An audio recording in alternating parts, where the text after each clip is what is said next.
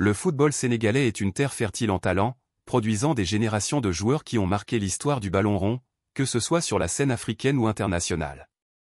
Parmi eux, Pape Bouna Diaw s'est distingué à la fois comme joueur, buteur décisif et figure marquante du parcours héroïque des Lions de la Teranga lors de la Coupe du Monde 2002, avant de tracer son chemin vers le métier d'entraîneur. Son parcours est un modèle de détermination, d'apprentissage et de transmission, montrant comment un joueur peut évoluer pour devenir un leader respecté sur le banc de touche. Une jeunesse entre Dakar et l'Europe, aux origines d'un talent. Né le 5 février 1981 à Dakar, au Sénégal, Pape Diaw grandit dans un pays où le football est omniprésent. Comme des milliers de jeunes Sénégalais, il rêve de devenir un grand joueur et consacre ses journées à jouer sur les terrains de quartier. Sa morphologie élancée et ses qualités techniques attirent rapidement l'attention des observateurs. Il possède une excellente lecture du jeu, un bon jeu de tête grâce à sa taille, 1m88, et une capacité à se positionner intelligemment pour être à la réception des ballons. Son style se distingue aussi par une grande sérénité devant le but, une qualité qui lui servira plus tard sur la scène internationale. Les recruteurs français, toujours en quête de talents africains prometteurs, repèrent son potentiel et l'intègrent dans le circuit professionnel européen. Le FC Metz, club français réputé pour sa formation de joueurs africains, lui ouvre ses portes.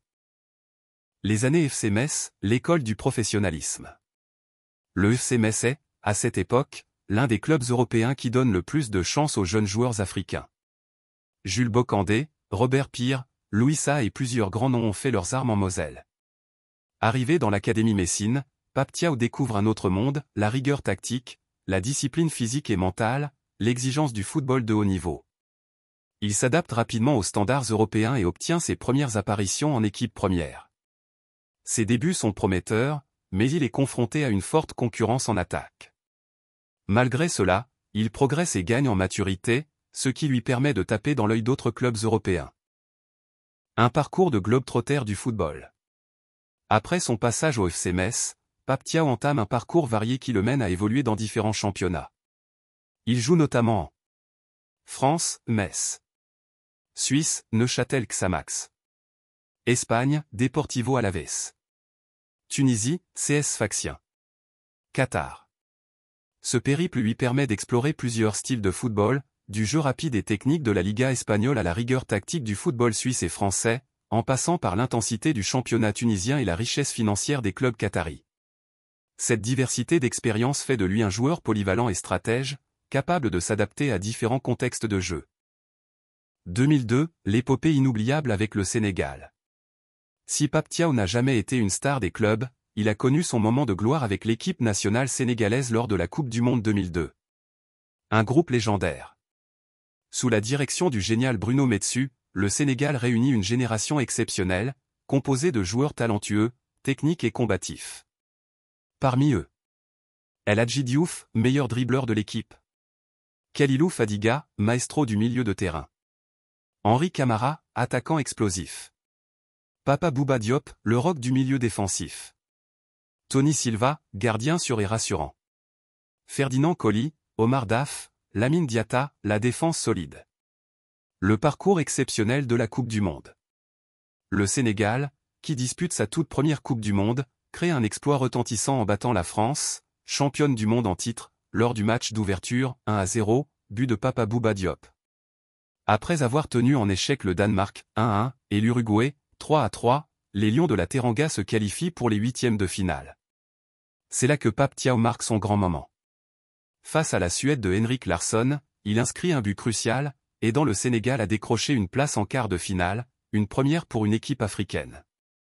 Bien que le Sénégal s'incline face à la Turquie en quart de finale, 1-0 en prolongation, il entre dans l'histoire et marque durablement les esprits. La transition vers l'entraînement, une vocation qui mûrit. Après une carrière de joueur jalonnée d'expériences variées, Pape Diaw décide de rester dans le monde du football. Son intérêt pour la tactique, son sens du jeu et son charisme naturel le poussent vers une nouvelle voie, celle d'entraîneur. Il débute en prenant en charge des jeunes au Sénégal, puis gravit les échelons progressivement. À AS Pikine, il entraîne ce club sénégalais avec succès, démontrant sa capacité à gérer un effectif et à inculquer une mentalité combative.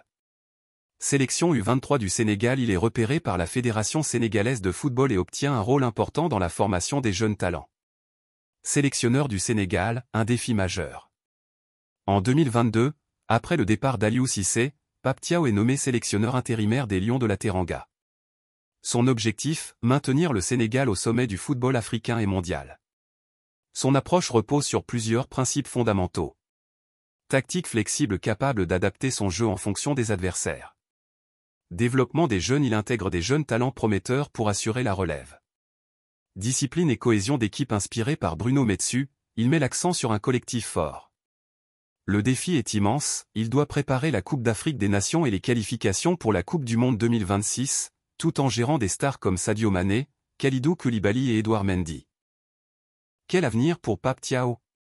Pape Thiaw représente une nouvelle génération d'entraîneurs africains, ceux qui allient expérience de joueur, apprentissage tactique moderne et identité footballistique sénégalaise. S'il parvient à imprimer sa marque sur les Lions de la Teranga, il pourrait devenir l'un des grands sélectionneurs africains du futur, succédant ainsi aux légendes comme Aliou Cissé, Hervé Renard ou Bruno Metsu. Le football sénégalais est en pleine évolution, et Pape Thiaw est au cœur de cette transformation. Son histoire continue de s'écrire, et les prochaines années détermineront s'il sera celui qui guidera le Sénégal vers un nouveau sacre continental, voire un exploit mondial. Affaire à suivre.